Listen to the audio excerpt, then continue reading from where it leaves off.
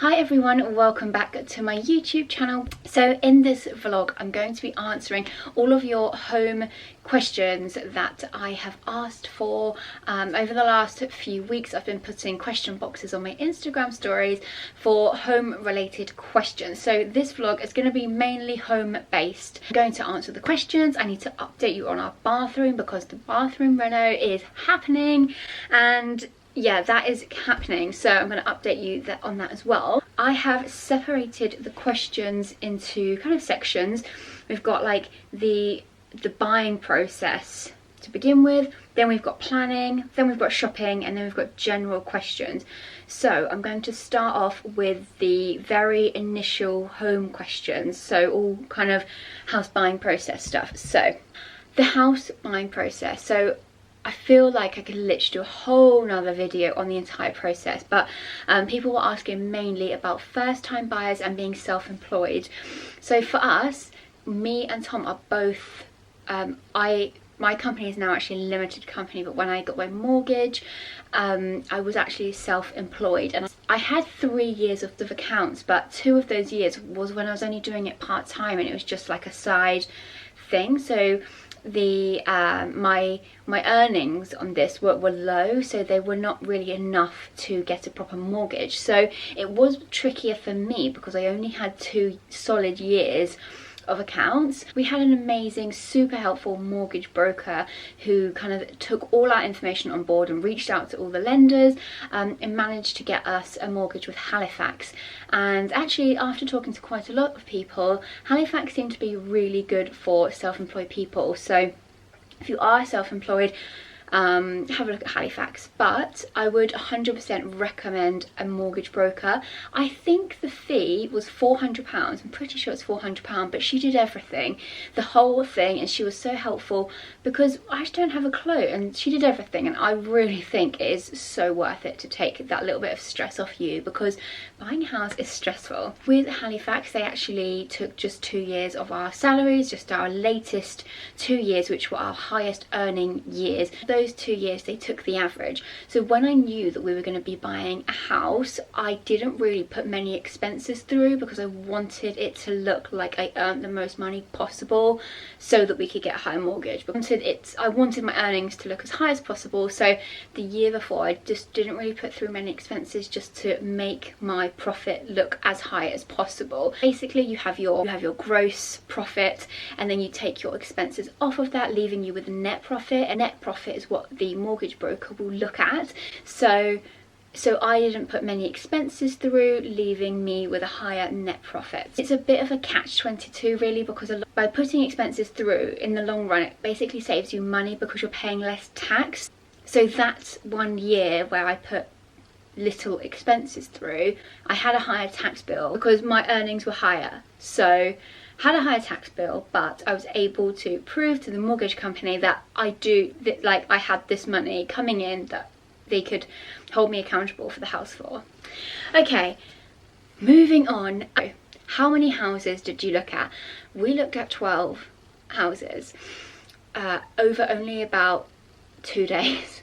We saw our house quite early on in our viewing process, and I just kept comparing everything to this house, and I think I knew that this was the one. I think I knew. It's a really hard thing to know, but I would always just say book loads of viewings, because after viewing a few, you very quickly pick up things, or you see things that you don't want and things that you do want, because at the very beginning it's overwhelming to know what exactly it is you want, and I don't think you know until you start looking. So I would just book lots of viewings with the houses that match your criteria, and don't worry too much about the details because you can look at that when you get there, and then you can kind of compare once you've seen them. Okay, next question was saving tips. So I think, although I shop a lot, I do think that I'm a good saver, because prior to COVID life I didn't go out that much, and I don't really drink. So Tom would go out, and other people that I know go out and spend £100 on a night out or however much, and I didn't do that. So I really felt like I saved a lot of money by not going out. Also, another thing is just little things like this for me really help me save money. Is I bought an espresso machine a few years ago. I actually got it for my birthday, and that saved me so much money because I just bought like a little tumbler, a little keep cup thing, and I can take my coffee with me rather than buying coffees out all the time. It's just small things like that that I do think help you save. And it's really hard to save when you're self-employed because each month is different. You could have a really good month and you could have a really bad month, and it's hard to plan because you're not having the same set amount come in each month. So that is, I'd say, if you are self-employed, keep your like personal and business finances separate. Open up a business bank account and then look at how much you've got in your business account and work out whether how much you could pay yourself a month, the same amount. Money in my business account, but I just paid myself a set amount of money each month. So my business account would go up and down, but I would pay myself the same amount of money every month, and that just made me be able to save easier. But also have a goal in mind of how much you want to save, so you can set monthly realistic targets. Just break it down. I think aimlessly saving is hard because what are you aiming towards? So if you know that you want to save, I'm just plucking out a number of thin air, £10,000 for your house deposit, then you need to break that down monthly and really set yourself a realistic goal. Those were the main like pre-buying and finance questions. So I'm going to leave it there for today. So we've got more to come this week, and I'll catch up with you later. Okay, so this is our bathroom right at this very moment. So the floorboards, some of the floorboards were quite rotten, and where they'd got wet, they were just not sturdy and not strong. So Tom has put a new flooring down, and then this will be tiled over the top. We are having our sink on this wall. It was there, so that's why all these pipes have had to be brought around here, and then the waste goes out there, so it's had to all kind of be connected. So the taps and everything are in place now. Those pipes are for a radiator, and then we're having the toilet here. Our bath is in, which is great, and then we have the shower in the bath.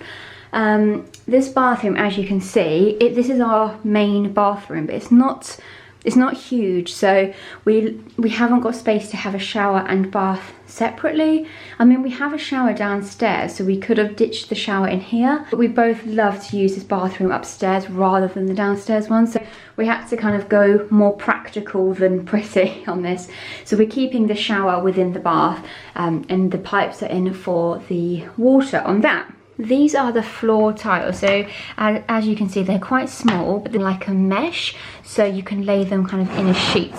At the moment, that kind of gives it effect of like a really dark grout just because of the shadow, but we're going to go for quite a light grout, so there won't be that kind of harsh line. It does look good with the dark grout, but I think just personally, that isn't the look that I want to go for. So we're going with a light grout on that. This is the tops tile, subway tile. So you could literally lay these in any kind of pattern that you wanted to, but we're going to use these for the herringbone. So this wall, the tiles will be tiled all the way up, and on this wall, but on this wall here, this wall where the sink is, and this little bit here, that's only going to be halfway up. So that is where we are up to at the moment. As you can see, there's a lot to be done. I'm hoping it's going to be finished in about 2 to 3 weeks. I mean, this is the reality of kind of doing it yourself. If you was to have professionals do the entire thing, it could be done so much quicker. I think it literally could be done probably in 1 week or something, but as we are doing it, Tom is kind of doing it at weekends and evenings, so it takes a bit longer, but for us it's like a massive money saver for him to do it rather than paying someone else to do it. We obviously have had to pay for other trades to come in, like the plasterer and the plumber. The plumber has got to come back, but the rest is something that we can do ourselves. So welcome back to the second part of our home Q&A. Grab yourself a cup of tea, a glass of wine, whatever time it is. It doesn't matter what time it is, just grab your drink of choice and let's just carry on with the questions. So as I said the other day, which was Monday, today is now Wednesday, I went into London yesterday to have my braces tightened, and I've got a little sore bit. Sometimes when they adjust the braces, it rubs in different places. Normally only lasts for a couple of days, but I've got a few sore bits at the back, so if I move my mouth weird, that is why. And when you're at home all day on your own, you don't really talk to many people, so I haven't moved my mouth that much, and now I'm doing lots of talking, it's starting to rub a little bit. So if I'm making weird facial gestures, then just ignore that. So by now you've got your drink and let's just chill and chat. So now let's get into planning. So the first question in the planning section is where to get inspo from. So the most obvious place, which is Pinterest. Pinterest just has millions and millions of images and some really great inspiration. However, sometimes I found there was too much choice, too many images, too many styles, just too much, and it made actually making decisions really difficult. Yeah, so inspiration, so where I'm getting ideas from, as I said, Pinterest. Instagram is a huge source of inspiration. There's so many amazing home accounts, and on Instagram as well you can save images and create folders, so I found that really helpful. Okay, so next question is how to style rooms, and I could talk for a whole video about this, but I'm just going to keep this quite short and sweet. It can be really overwhelming not knowing where to start, but I find making a mood board really helpful. It kind of just puts all of your thoughts into one place and you can see everything together. You don't need any fancy software for this at all. You could literally use Microsoft PowerPoint. I use Canva just because I use that a lot for lots of my graphic designs anyway. This mood board that you're going to create is really going to give you kind of a feel for it. So I would start with kind of colours, what colours you're thinking on the walls. So perhaps go to Dulux, Valspar or Farrow & Ball's website, have a look at the colours, just take like a screen grab and crop into those colours, pop those colours into your mood board, and then start adding any furniture that you've had your eye on and really start like putting it together there, because I really feel like you get quite a good sense of what it looks like all together. It's really easy to get carried away and just to buy loads of stuff. What I did with our bedroom upstairs is just to put the bed in first. And then it took me a little while to find exactly the bedside tables that I wanted. With everything in this house, I was really particular on what I wanted, but I didn't know what I wanted. Basically, when I was looking through websites, I just wasn't finding what I loved, but I didn't know what it was that I loved. So I was really hard to please, and I just took my time on finding the pieces. So if you're going to be in your home for a long time, you don't need to rush buying these pieces. I rushed into buying our sofa, which I kind of regret now. I'll get onto that in a minute, but yeah, don't rush any furniture pieces. I would say put one thing in and then see what that looks like, and then you can add things as you go. So just going back to styling rooms, I would stick to kind of a theme. So when you're creating your mood board, you will quickly see kind of a theme that you're putting together. You'll see the tones and colours that you're drawn to, and kind of stick to that. So stick to one theme. Don't have too many kind of clashing things. The next question is where to start when you're planning and decorating. So it comes back to that mood board again. So for example, if it's a bedroom, I would go to a paint website and pick some colours that I like and put those into the mood board. Then go and find a bed. Have you got your eye on a particular bed? Have you got two beds in mind? If you've got two, save the images of those, put them into your mood board. What kind of carpet are you thinking? Are you thinking a wooden floor? Are you thinking like a really like thick cozy carpet? Or are you thinking of something that is quite long lasting and perhaps like a shorter pile carpet? Grab a photo or just grab like a colour of it, put it in there. You'll slowly start to build up this kind of vision of what it's going to look like, and then you're a lot more clearer on what it's going to look like. So I feel then you can accessorize it better because you've got a clearer mind of what it looks like. I think it is so overwhelming at the beginning when you're trying to choose paint colors carpet or flooring. I'm trying to make so many decisions at once, but start your mood board. I know that that's not going to be for everyone, and when I first started, I thought, oh, I can't really be asked to make a mood board. But then I've been doing it more recently for our rooms, and I found it so much like easier to see the vision. Everything's kind of in one place, so that is what I would highly recommend. Next question is interior styling tips. Again, could go on for ages about this. I'm actually going to link below my shelf styling tips, and this doesn't necessarily just apply to shelving. It could be applied to many areas in your home. I share lots of interior tips I have learned along the way and learned from watching other kind of interior designers. Okay, so general questions. So these are ones that I felt didn't fit into those categories that we just spoke, that are just quite general. So let's go. So what colour is on your living room walls? This is one of my most frequently asked questions, is what colour is our living room?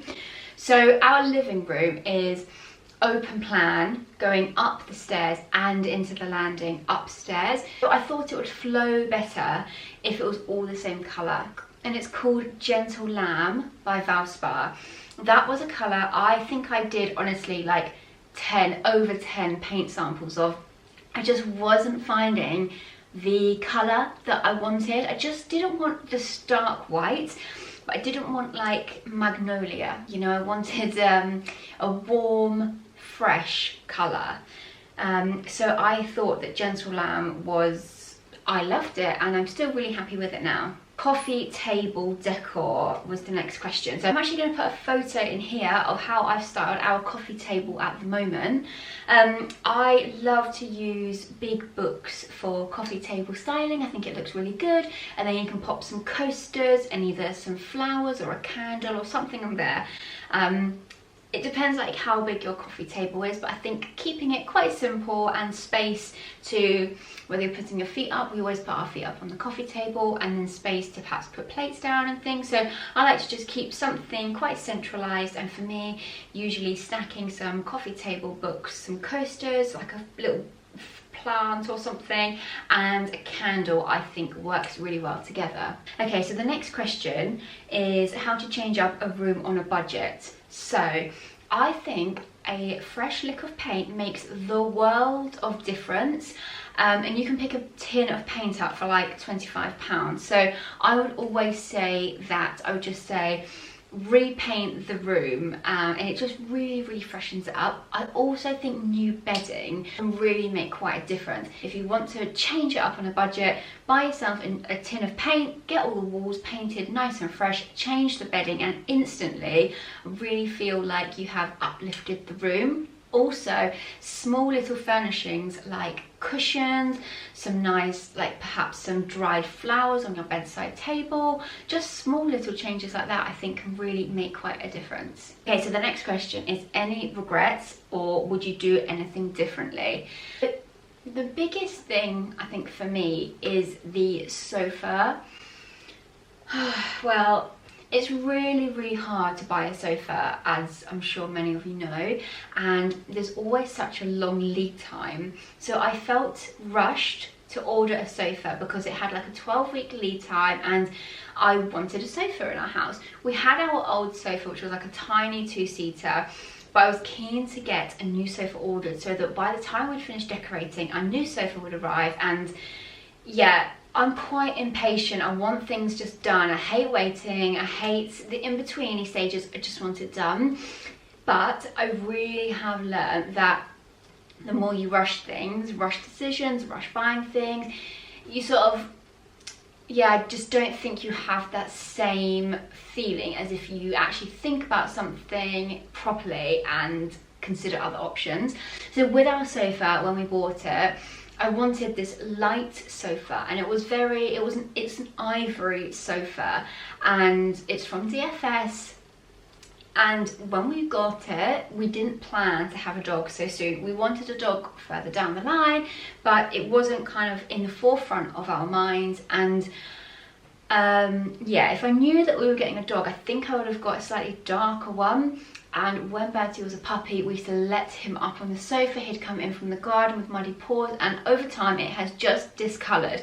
I paid extra to have it's like a Scotch Guard covering, but I really don't think it has made much difference. And I regularly hoover the cushions and try to keep them as fresh as possible, but they're not machine washable. And I put this on my Instagram stories, and so many of you said that you wash your sofa covers that aren't machine washable. You've got similar sofa covers. So this weekend I'm going to wash the sofa covers. I've gone completely off tangent, but what I was saying was, yeah, the sofa, I rushed into making that decision, and it's not my favourite thing in the house at all. I would love to change it, but sofas are big purchases, they're big bulky items. I don't want to get rid of that one because we would like to board out our loft and have it as Tom wants it. Because I have this room in the house, I've got a nice room that's like my room, he wants a room as well, and we've got quite a decent sized loft, and he would like to board out and put like a projector screen up there and have a bit of a like boys den, like for football and stuff. So really that sofa would be perfect for putting up there. So I don't want to get rid of it, but such a bulky item to store, and to be honest I don't hate it, so for now it's fine. But that is definitely something to, yeah, just I would say think about the big purchases and just don't rush into them. Okay, next question. How were the alcove units built? So either side of our chimney breast we have bespoke built cabinets and shelves. Tom is a carpenter by trade, so he actually built those for us. Our very first Pinterest boards had these built-in alcove units, and I just absolutely loved them so much. So I was so pleased that our house had a chimney breast and we could do the shelving in there. It was all built out of MDF, and then on the front of the doors we had beading, moulding, and it was all just brown MDF, and then it was just all painted white. So that is how they were built. Okay, next question is, why did you renovate and not buy a new build? That's a really good question. So a few reasons really. With Tom's skill set, it kind of made sense for us to renovate somewhere. Also, this is just completely personal preference. I prefer the style of slightly older houses. Our house isn't really old, it's a 60s house. But yeah, just personally, I just knew instantly that I didn't want a new build. We're going to kind of rip everything out and do it our own anyway, so I would feel like it was such a waste and such a shame to rip out like the skirtings and stuff from a new build, because I know they wouldn't have been like what we've put in. So I think that's just a personal thing, and also we really wanted to make money on a house, so I think personally, just for our circumstances, that an older house was better. Sometimes I feel with new builds, depending on kind of what kind of new build it is, there's so many different ones, I feel like they can sometimes be quite overlooked in the garden because the developers just like cram as many houses in as they can. So for us, I didn't want a garden that was like overlooked by other houses, and I kind of wanted a bit of space out the back. We only have a small garden here, but the house behind us has a really long garden, so they don't like encroach us at all. So that was quite a big thing for me. Okay, so next question is how to make a room feel smaller and more cozy. That's an interesting one because most of the time people want to make the spaces look bigger. So if you want to make it look smaller, I think, now I learnt this little tip from watching Dream House Makeover. If you haven't watched it, you need to watch it. It's the best thing. I'm obsessed with Shay. Like, it's so good. I just love the family. I love watching them do their makeovers. On there, they had this huge living room, this like really big open spaced area, and they wanted to make it feel kind of smaller, and what they did was to create areas within the big space. So I think there was like 4 different areas. I mean, we're talking a huge space here, but even if you had like a fairly big room and just wanted to make it slightly smaller, I think try to create more areas. So for example, if you had a corner sofa in this room, the way you could angle it, so the L shape would kind of almost divide the room slightly, so you could have two different sections in your room. Perhaps you could turn it into like a dining and living area. Also think rugs can separate the space. I find in this room as well, it's actually quite a big room, and sometimes I feel like it's just sort of too open. So this area here, I've got the rug on the floor and by the window, and this is kind of my shooting styling area. And then over that side, I've kind of got my desk and units, and that's more of kind of the office space. So I think you can use rugs to kind of separate areas.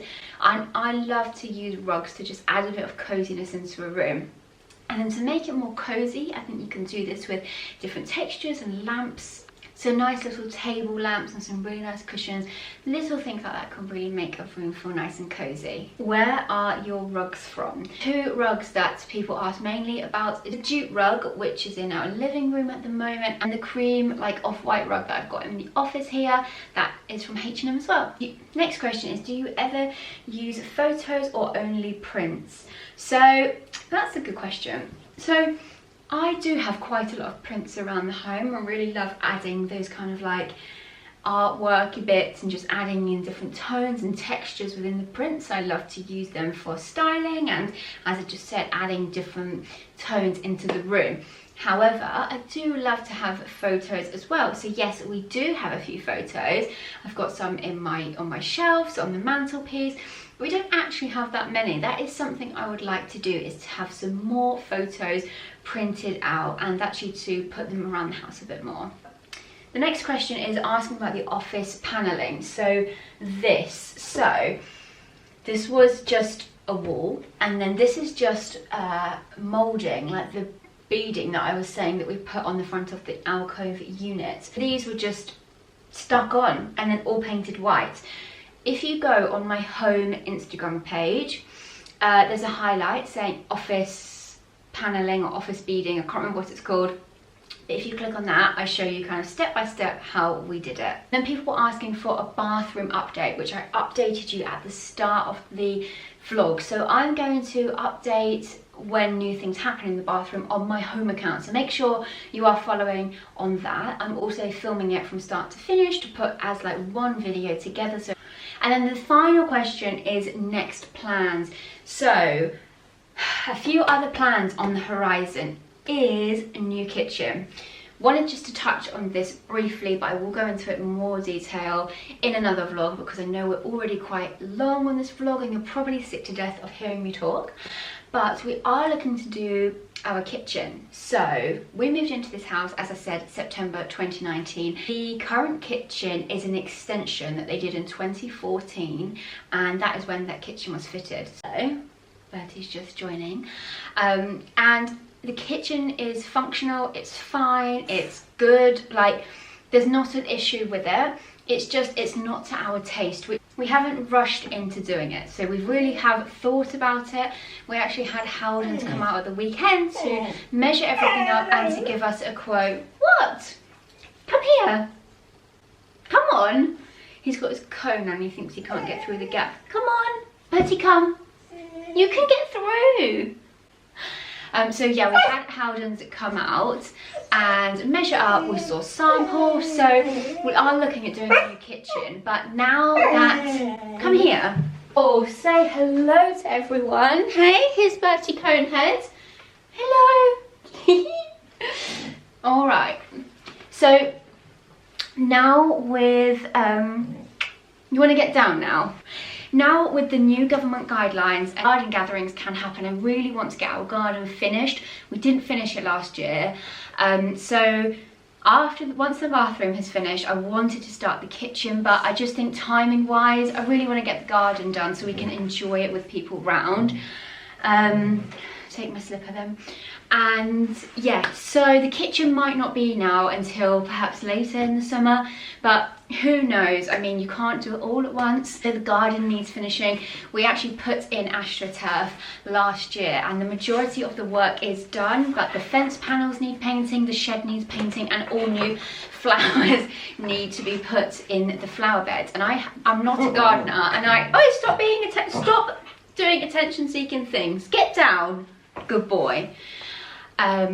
So I'm really kind of overwhelmed and unsure about the garden. I wish I was a bit more green fingered. My 30th birthday is on the 6th of May and all I wanted to do was have a garden party, and although I can't on my actual birthday, as of the 17th of May hopefully you are allowed up to 30 people in your garden.